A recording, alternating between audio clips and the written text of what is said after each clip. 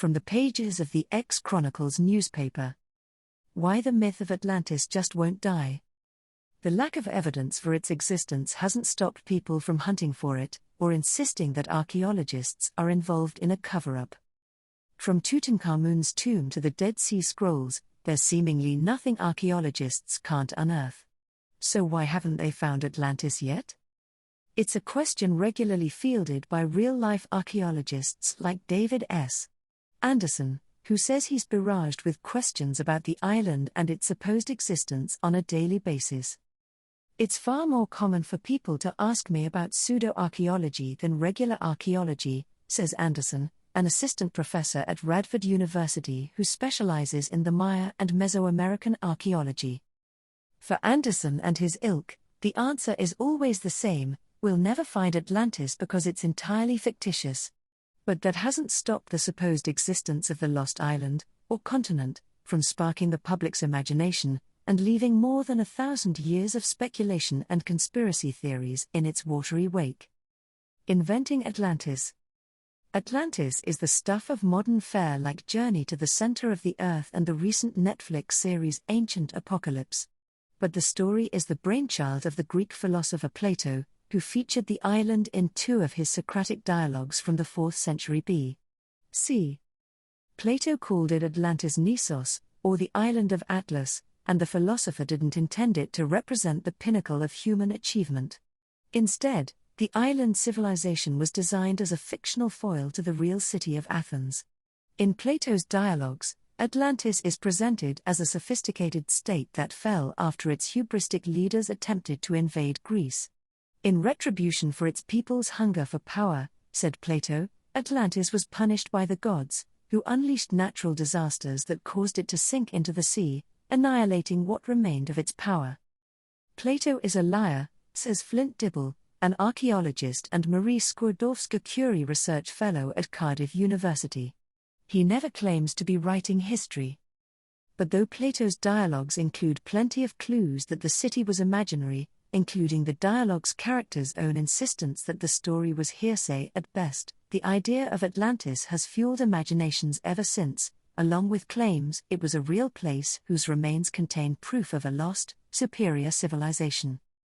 Atlantis resurfaces. Hundreds of years after Plato's death, the Atlantis story began resurfacing first in the writings of Christian and Jewish philosophers, then in speculative works by the likes of Sir Francis Bacon, whose novel The New Atlantis was published posthumously in 1626. In the book, Atlantis is a utopian society on a remote Pacific island whose inhabitants are learned, humane, and deeply Christian. At the time, Europeans were grappling with a sea change in their vision of the world, one that was expanding dramatically with increasing contact between Europeans and indigenous people throughout the Americas and Pacific during the Age of Exploration. The Western world was desperate to try and understand how there could be new continents with people in them, where they came from, and how they fit into biblical or classical history, says Anderson, who will explore Atlantis' appeal in his upcoming book Weirding Archaeology. Rather than acknowledging that indigenous peoples could have advanced civilizations of their own, Anderson notes, Europeans used the story of Atlantis as a possible explanation for the structures and societies they found in the Americas. Among them was Charles de Bourbourg, a French priest who collected Mesoamerican texts and connected Maya civilization to a real-life Atlantis. De Bourbourg's writing went on to inspire Augustus Le Plongeon, a British-American archaeologist who attempted to find Atlantis in Yucatan in the late 19th century. He was followed by Ignatius Donnelly, an American author and politician whose 1882 book Atlantis, The Antediluvian World presented a unified theory of Atlantis as a lost continent that had been destroyed by the same great flood depicted in the Hebrew Bible, and whose technologically advanced, superhuman inhabitants had supposedly gone on to birth modern civilizations worldwide. He uses the Atlantis story to try to explain all of history, says Dibble, and modern depictions of Atlantis almost all echo Donnelly's sensationalistic theory. A lost utopia? Acolytes of these past Atlantis theorists have looked for the lost island in the Mediterranean, the Pacific, the Atlantic, even Scandinavia. But Atlantis seekers could have saved some time, Dibble suggests, if they started, and ended, their search in Athens itself. Greek archaeology demonstrates why Atlantis is not a real place to begin with, and why we shouldn't even be looking for it, says Dibble, who has conducted extensive research in Athens' ancient ruins and is writing a book on the Atlantis myth. In Plato's dialogues, the philosopher presents Atlantis as a foil to the city-state of Athens, but even the geographical features in his account of Athens don't add up against the archaeological record. It's not something that has a historical kernel to it, says Dibble. Nor does Plato's fictitious city appear in works of art from Plato's lifetime, indicating that Atlantis was a product of the philosopher's imagination and not a widespread public belief, the conspiracy that wasn't. The lack of actual historical evidence underpinning Plato's parable, however, hasn't stopped people from continuing their hunt and insisting that archaeologists are hiding evidence of the lost city from the public. The idea that archaeologists would cover something up or not publish something is ridiculous, says Anderson. You make a name in archaeology by challenging the status quo.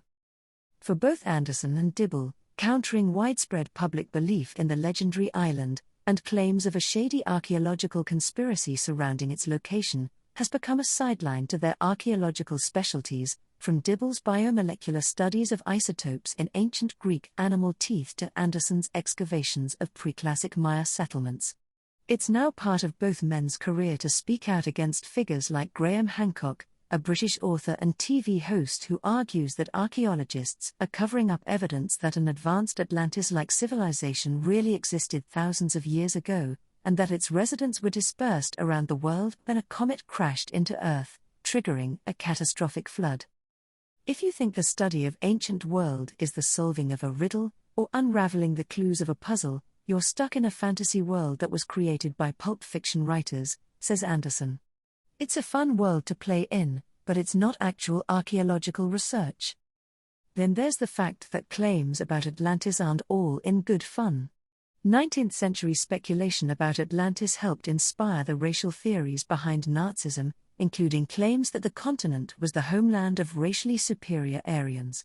And the insistence that a lost civilization was responsible for the magnificent cities of the pre-colonial Americas downplays the actual achievements of the real-life indigenous people who built them.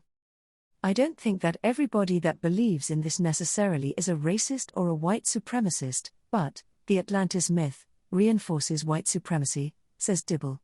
Both scholars add that the search for Atlantis undermines the work of legitimate archaeologists, whose discoveries on all continents can be overlooked, ignored, or disbelieved because of the public's ongoing fixation on the imaginary. When people get enamored with this idea, it's much easier to stop believing in experts, says Dibble. That can be entertainment for some, but for others it's a gateway into even darker conspiracy theories. Atlantis was the bad guy. If the public is interested in Atlantis, the scholars suggest, they might want to focus on other parts of the ancient story that still sparks the imagination to this day. For Dibble, who studies ancient people's responses to climate change in their times, the natural disasters inherent in the Atlantis story show how easy it is to focus on floods or earthquakes instead of more ordinary, but equally perilous, climate threats, like drought and food insecurity. And for Anderson, it's worth looking at the story Plato was really trying to tell, instead of wasting time searching for an island that only existed to prove a philosophical point. According to Plato, Atlantis was trying to destroy civilization, says Anderson.